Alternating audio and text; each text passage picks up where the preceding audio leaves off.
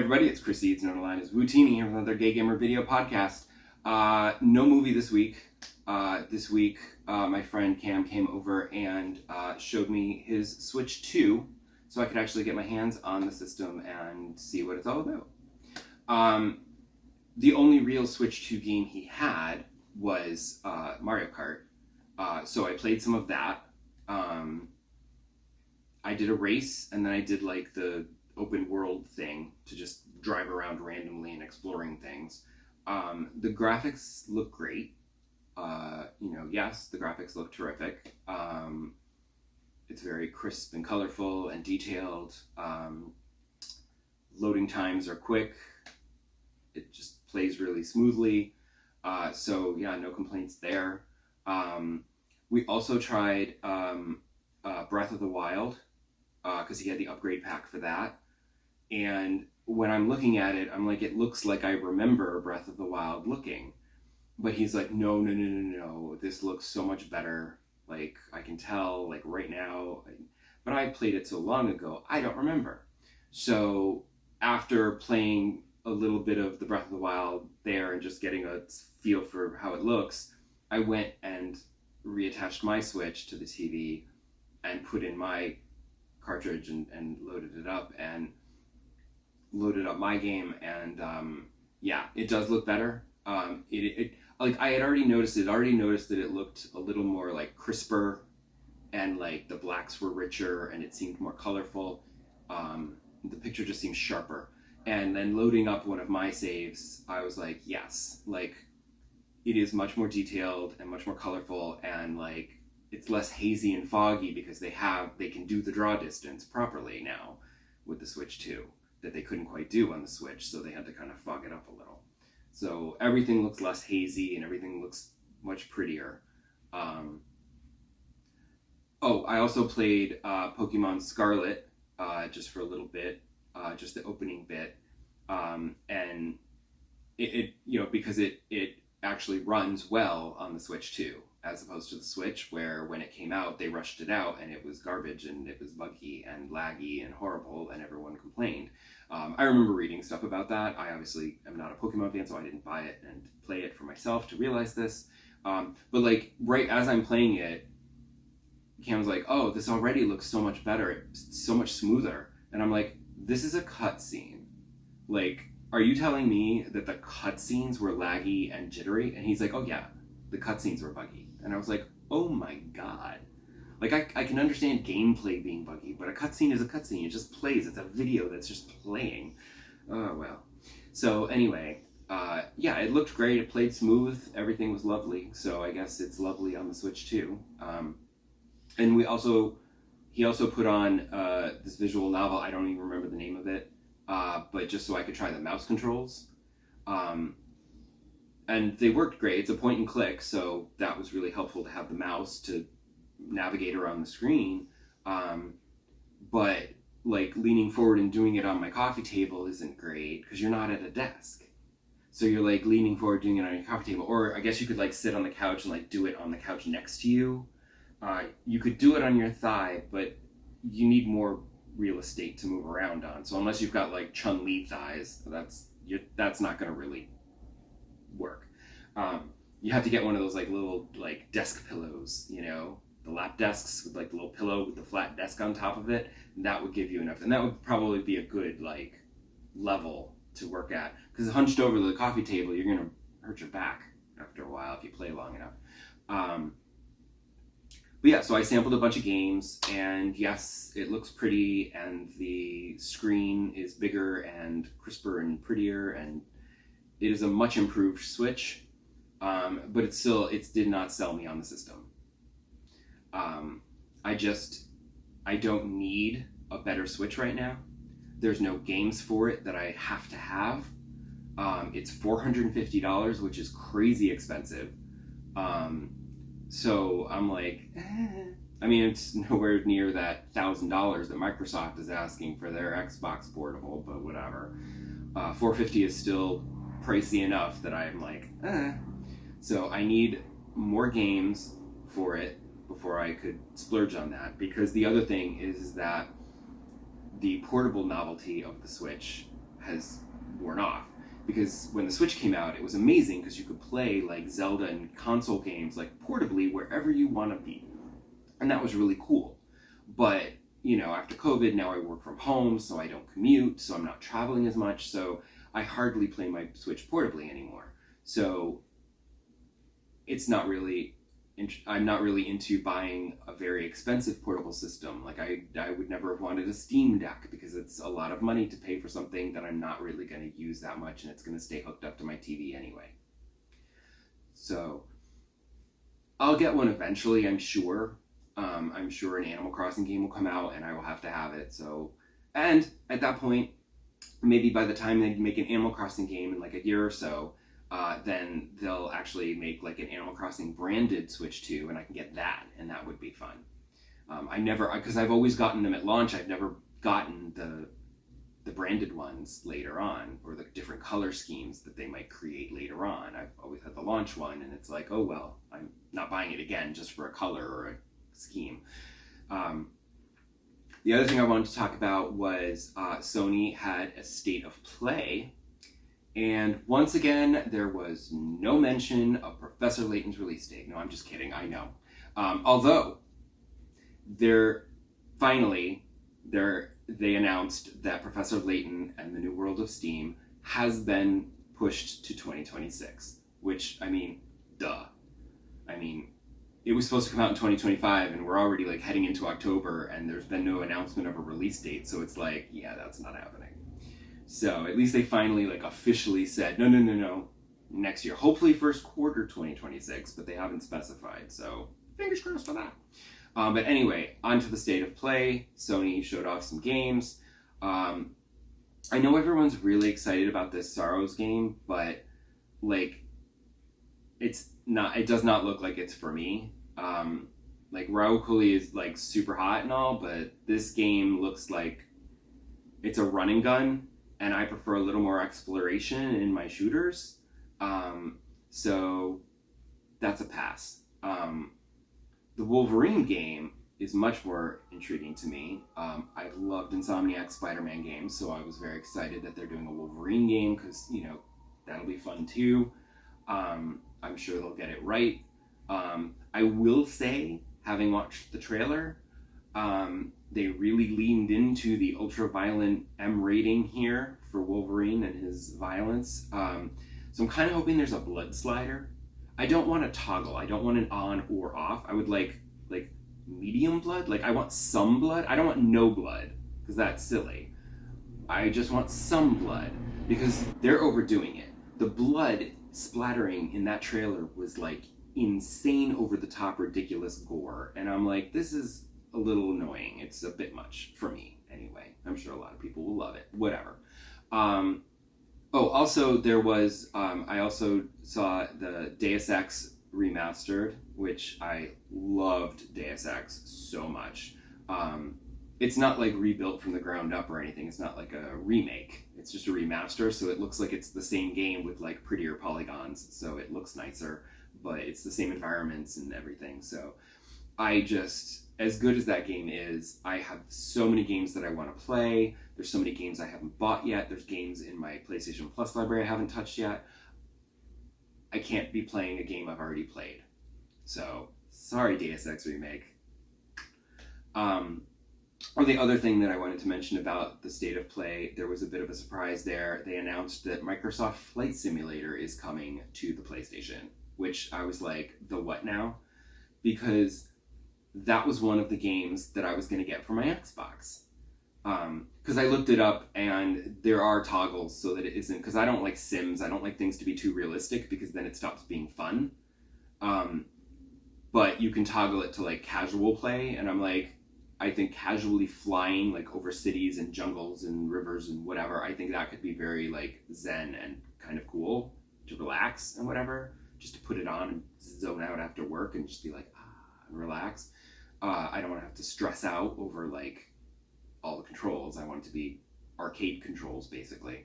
But I was like, when I bought my Xbox to play Starfield, which is probably coming to the PlayStation as well, and Rock Band, I was like, Microsoft Flight Simulator was one of the few Xbox exclusives that I could say, okay, I'll get that for my Xbox, and same with Avowed. The Indiana Jones game came to PlayStation, so it's like, whatever. But there were supposed to be Xbox exclusives I could, buy to justify buying this Xbox so that I can play more things on it. But now it's coming to PlayStation. Maybe when it comes to PlayStation, the Xbox version will go on sale. I don't know. We'll see. But it doesn't matter because I don't need another game anyway because I already have enough to play right now. I have enough on my plate. I forgot to mention this last week, but I have been playing my fitness boxing with Guy for so long because the daily missions haven't told me to switch trainers. So I've been playing with Guy for so long that now I unlocked his new look where he's like, oh, I lost my hair tie. And then, so I got his new look, and then this weekend, it literally was called Difficult Combo Number 1. I was like, okay. And it was difficult because now you're like stepping forward and stepping back. Like you're stepping forward and doing punches and things and then stepping back. And it's like, the punches are fine. Like I've said before, the fitness boxing, the motion controls don't always accurately reflect, you can do a hook or an uppercut. It won't matter. You can just do a straight punch. As long as you punch, it doesn't notice how you're doing it, obviously. But the movements, like the ducking and bobbing and weaving and stepping, those you've really got to make sure that you like pull back on the controllers as you step because it's the only way to make sure that it registers the movement. But it was a very difficult combo. And then literally this morning, the next day, it's like, okay, let's do difficult combo number 2. And I was like, oh my God, could you at least let me do number 1 a couple more times and get better at it before you give me number 2? Jesus. So, because the problem is that these advanced combos, they've got you doing all of these different punches and you end up feeling like you're just sort of randomly flailing because you can't keep up. It's too fast and it's too many different changes of punches, and I end up just feeling like I'm flailing and I'm not really getting a good workout. But I mean, I'm still dripping in sweat at the end of it, so I guess I am getting a workout of some kind, so whatever. As long as I don't pull a muscle. Haven't yet. Fingers crossed, knock wood, that I don't do that. Also, I want to talk about Infinity Nikki, because Infinity Nikki I've continued to explore this new home feature. And while I'm waiting for the new update, since I finished all the other side stuff in the other one, I've been exploring the home update more. And oh my God, the instructions in this game are like, they're either bad or non-existent. It's horrible. There's a whole thing where you can set up little animal shelters by your house on your land, and you invite the animals to your home. And you do this by, first, I didn't know, I was like, why you get this outfit where you can like it's like an animal singing outfit, and you like sing with the animals, and you can invite them to your home. But first it wasn't working, and I was like, I don't understand, and I had to look it up, and they're like, oh, you have to groom them first, and then you're like, okay, so you groom them and make them happy, and then you can switch to the other outfit and sing with them. And you basically, it's a Simon Says game, and there's a bunch of icons on the bottom of the screen, and it goes bing, bing, bing, bing, bing, bing, bing. And so then you have to just remember which buttons to push, and you just repeat the sequence, and then it's like, okay, I'll go to your house. But then I was going to my house, and I'm like, why aren't the animals showing up? So I go back to it, and I was like, well, maybe because I invited it before I set up the shelter. So now that the shelter's there, I'll go back and invite him again, and then he'll show up. But when I went and did it again, they're like, oh, you've already invited this animal. And I'm like, well, then why isn't he there? And I'm like, I don't understand. I did not understand. I'm like looking around the menus. I'm like, I don't understand. So I had to go online again and look it up. And it turns out that what you have to do is you invite them, build the house, and then when you're at your home, you basically activate the animal whispering outfit, and you activate that, and then it's like, okay, here are the animals you've invited, pick the ones you want to actually come to your house. And I'm like, oh, that's annoying. And then they show up on the dock, and they're adorable. And then they live in the house, and you can groom them to make them happy, and you feed them food, and they give you, like, materials that you use for crafting. So it's the only way you can get certain materials is by the animals giving them to you. So that was super frustrating, but that was nothing compared to the frustration that I had trying to expand on my house. Because thankfully, like I said, you don't have to build a house. The house comes built and it comes pre-furnished. There's space for furniture inside. There's a little extra space, or you can replace furniture. I did add like this little wooden swing bench outside with a little table for like a little outdoor space. And I had, as you do things in your house, there's certain goals, and as you meet these goals of like, catch so many fish or pick so many plants or whatever, like you gain these points that are like an extra currency that you can then use to buy like this limited edition furniture. And so I bought a couple of things, and one of them was it's a detective themed furniture set. I'm not sure how you'd buy all of it. You'd probably have to spend actual money because you can't really play the game to get that many points. But I wanted this super cute detective teddy bear, and that was it. I was getting that, definitely. And then a few other things, whatever. But that outdoor porch swing, I was like, that's great. But what I wanted was a patio to put it on. And the problem is I crafted these like concrete block pieces that the outside patio area is made of. And my plan was to extend the side patio of my house out and make a little patio area on the side, right? But there's a hill there covered in flowers. So when I would try to place a piece, it wouldn't place. And I'm like, what the hell? And so then I tried to get rid of the hill, but then the ground was like lower than the patio. And I'm like, I don't think that's gonna work either. And so then I have to back out of it and quit. And it's like, do you want to save your changes? I'm like, hell no, because I fucked everything up. And then if I'm standing in the wrong spot, I end up putting the hill back on top of myself, and then I've got to teleport out. It's a pain in the ass. So all I want to do is create a little patio, and it's just not intuitive. It is not user-friendly, and it's very frustrating, and I don't care for it. It's annoying. So I still kind of want to do it, but I'm not quite sure how, and I can't really find good instructions online, which is the only way to do it because the game won't help you. So you need to find actual people online who've done it and figured it out and are smarter than you, and you can then follow their instructions. So yeah. I did get to play a lot of Dragon Age this week. I finished Emmerich's companion quest, which turned out to involve Manfred, who is my favorite character in the game. I love him so much. So at the end of that quest, spoiler alert, something terrible happens to Manfred, and then it's basically like, do you prioritize Emmerich's dream or Manfred? And I'm like, sorry, Emmerich, but Manfred has to come first, because Manfred is awesome. Not that it matters. He's still happy to have Manfred, and everybody's happy, so it's fine. He has a little bit of regret, but who cares? He's now a member of the Veil Guard, officially, and that's all I need. And then I the other day, finished Nev's companion quest. She's not officially a member yet because I finished the final battle and we're done, but now I have to do like the little epilogue dialogue scene, and then I think it'll be over and she'll be a Veil Guard member proper. And then all I have left is Davrin, and then I can focus on the actual story quests and finish this. But again, as I've said, I'm not buying Ghost of Yotei until I finish Dragon Age Veil Guard. That's probably not going to be for another week or so. And it's sad because I'm like, if only it could wait long enough that maybe Yotei would go on sale. But that's not going to happen like in the first month, obviously. That would be insane.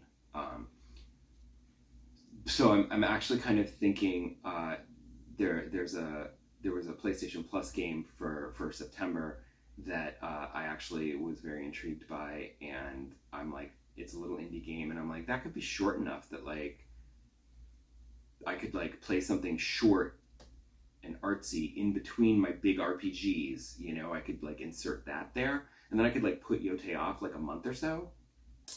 I don't know if I want to do that or not. And then maybe it would go on sale, you know, for like Black Friday sale or something, I don't know, in November. But I don't know if I want to wait that long to play Yotei, so We'll see what happens. But I'm not buying it until I finish Veilguard. Sticking to that promise. Come back next week and find out if I've stuck to it. But I promise I will. So, spoiler alert, I won't have bought it. But maybe I did. But I won't.